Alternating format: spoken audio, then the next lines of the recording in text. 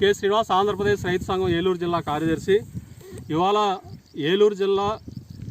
ఏలూరు మండలం మల్కాపురం గ్రామంలో మేము రైతు సంఘంగా సాగునీరు అందక ఎండిపోతున్న పంట పొలాలని పరిశీలించి ఈ పంట పొలాల్లోనే మోటార్ సైకిల్ని అట్లాగే సైకిల్ నడిపి పెద్ద ఎత్తున నిరసన వ్యక్తం చేసిన పరిస్థితి ఉన్నది.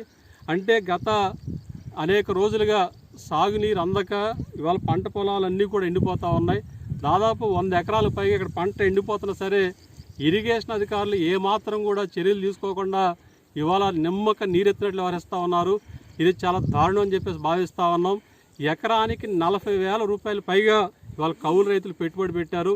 ఈ పంట రాకపోతే కౌలు రైతులు ఆత్మహత్యలు చేసుకోవడం తప్ప మరో గత్యంతరం లేని పరిస్థితి ఏర్పడింది. ఇవాళంతా ఈనికి దశ వచ్చింది. గింజ తయారయ్యే దశలో ఇవాళ నీళ్ళు అందించకపోవడం వల్ల మొత్తం అంతా కూడా తాలు కింద వచ్చేసిన పరిస్థితి ఉన్నది. ఎకరానికి 2-3 బస్తాలు కూడా దిగుబడి వచ్చే పరిస్థితి కనబడట్లేదు. ఇప్పుడైనా నీళ్ళు అందిస్తే కనీసం 10 బస్తాలు దిగుబడి అయినా వస్తే కనుక మేము పెట్టిన పెట్టుబడి అయినా వస్తే సగమైన వస్తుందని చెప్పేసి ఇక్కడ కౌలు రైతులు ఆశిస్తూ ఉన్నారు. అయినా సరే ప్రభుత్వం వైపు నుంచి కానీ ప్రధానంగా ఇరిగేషన్ అధికారుల వైపు నుంచి కానీ ఎటువంటి స్పందన లేకపోవడం చాలా దుర్మార్గం అని చెప్పేసి మేము భావిస్తూ ఉన్నాం.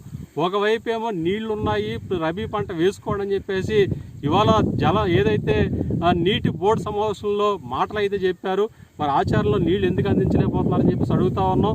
గత నుంచి కూడా రైతులు గగ్గోలు పెడతా ఉన్నారు.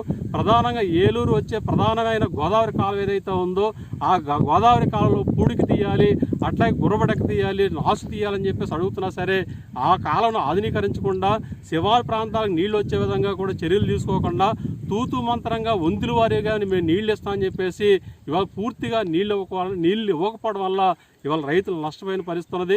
కాబట్టి ముందస్తు చర్యలు తీసుకోకపోవడం వల్ల అధికారుల అవగాహన లోపం వల్లే, ప్రణాళిక లోపం వల్లే ఈ రకంగా రైతులు నష్టపోవాల్సిన పరిస్థితి ఏర్పడింది. కాబట్టి దీనికి అధికారులే బాధ్యత వహించాలని చెప్పేసి మేము రైతు సంఘంగా డిమాండ్ చేస్తూ ఉన్నాం. ఇప్పుడైనా సరే స్పందించి ఇవాళ గోదావరి నుంచి నీళ్ళని అదనంగా వదిలి ఈ శివారు ప్రాంతానికి నీళ్ళు వచ్చే విధంగా చర్యలు తీసుకోవాలి. లేని పక్షంలో ఈ పంట ఎంతైతే రైతు పెట్టుబడి పెట్టాడో అంత పెట్టుబడి నష్టపరిహారంగా ఇచ్చి, బీమా పరిహారం ఇచ్చి ఇక్కడ కౌలు రైతుల్ని, పేద రైతుల్ని ఆదుకోవాలని చెప్పేసి మేము రైతు సంఘంగా డిమాండ్ చేస్తూ ఉన్నాం. ఇవాళ